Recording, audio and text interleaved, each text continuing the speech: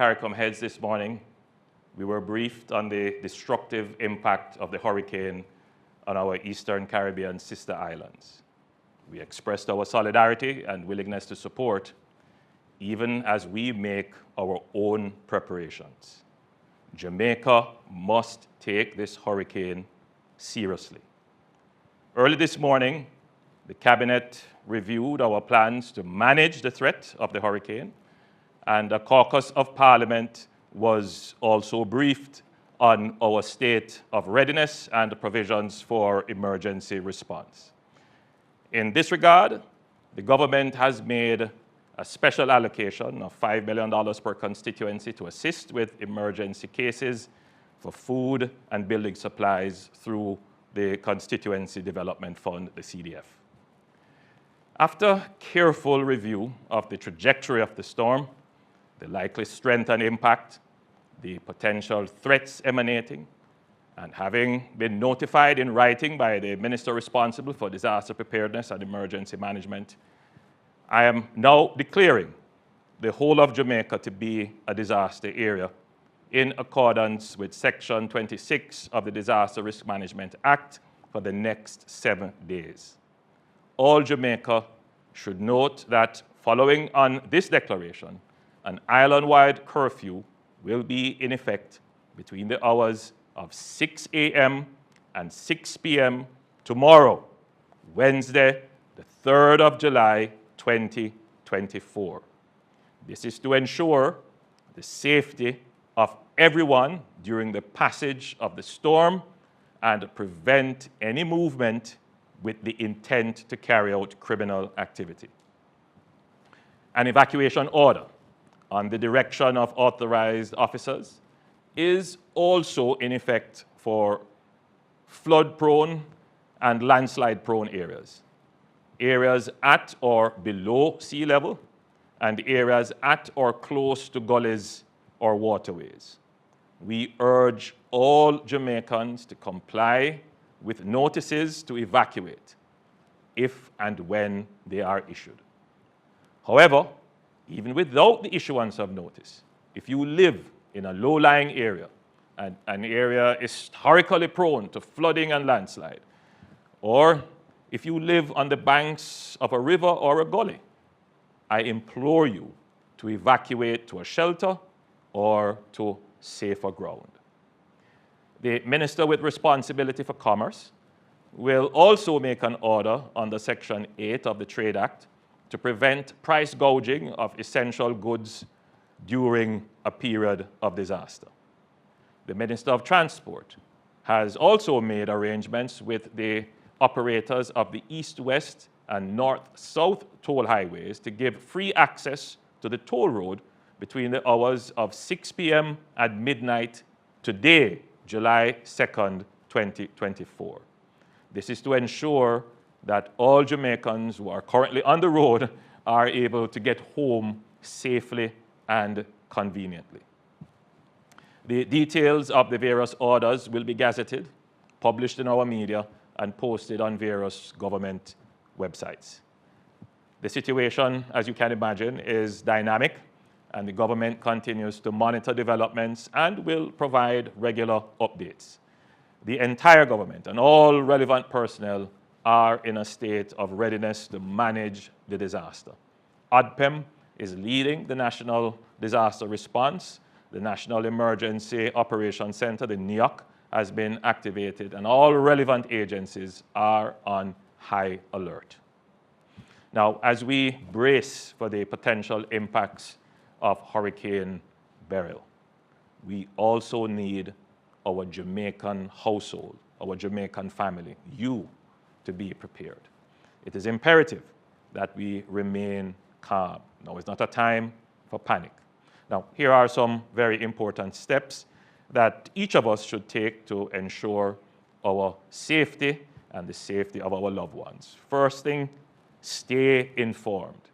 Regularly check reliable sources of information, getting your updates on the progress of the hurricane. Tune into your local news stations, listen to the radio, and follow official social media channels such as the Jamaica Information Service for the latest information.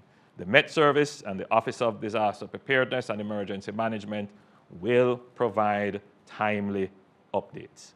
Second, create an emergency plan. Discuss with your family and loved ones what actions to take in the event of an emergency. Identify your strongest room in the house, your safe room, where you can take shelter during the storm. Ensure that everyone knows the location of emergency supplies, such as flashlights, batteries, and first aid kits. This can be a particularly fearful time for our children. Take some time to reassure and comfort them and explain to them what is happening. Third, stock up on essential items. By now, you should have your emergency supply kit with enough food, water, medication, and necessities to last for at least 3 days. And this should include items such as non-perishable food, bottled water, your prescription medications, toiletries, and important documents should be in waterproof containers. Fourth, secure your property.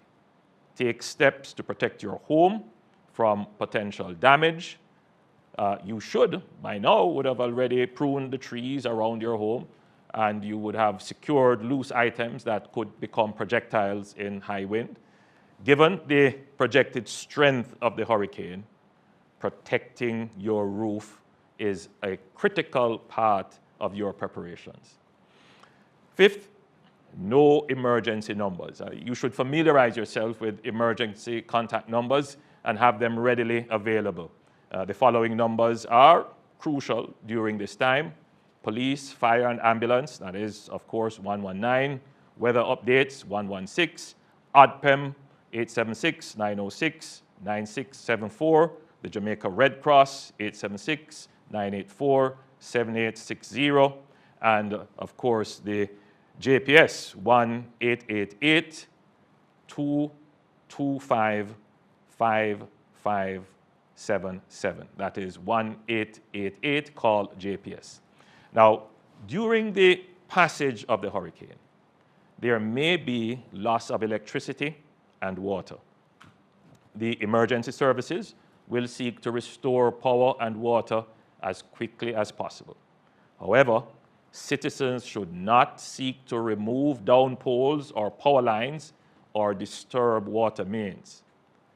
Please use the emergency numbers given to report damage to public utilities and do not take unnecessary risks. Additionally, the JCF and the JDF will be fully mobilized to maintain public order and assist with disaster relief as soon as the hurricane has passed. The security forces have developed strategic plans to counter any potential threat of looting or any other opportunistic crimes during this period. Hurricane Beryl is the earliest Category 5 hurricane on record. It highlights the growing impact of climate change on global weather patterns, particularly on small island developing states like Jamaica. While our carbon emissions are minuscule, our region bears the brunt of the impacts of climate change. The hurricane further highlights the urgent need for global climate action and targeted support to enhance resilience against the escalating dangers of climate change. Your government understands that we live in a time of overlapping crises and unpredictable external shocks not of our making. This means that as a government, as a people, we must be resilient. We must build the capacity to absorb shocks and recover quickly. We have been through disasters in recent years, including a pandemic, and we have recovered quickly. We have been mainstreaming climate resilience in all our plans and programs, including the design and construction of our new infrastructure, our fiscal arrangements, and in our national security planning. We continue to build our reserves to ensure protection against both low and high-frequency events. By any measure, as a country, we are more prepared than at any time in our history to handle these shocks. Nevertheless, we know that it will bring difficult times during the impact and during the recovery. However, if we bond together as a people, and each of us commit to act as responsible citizens, we can get through this and recover quickly. Let us do all we can to preserve life. Listen to the warnings. Act wisely. Put away violent response to conflicts that may occur in crises. Let's commit to being our brother's keeper. Look out for our neighbor, the elderly and infirm. Now is the time that we need community. It is the spirit of community that will pull us through. I know there are many Jamaicans praying right now. Please continue to lift up Jamaica in prayers. With the blessing of God on the vessel of preparation we have made, we will safely ride out this storm. May God bless us all and keep us safe.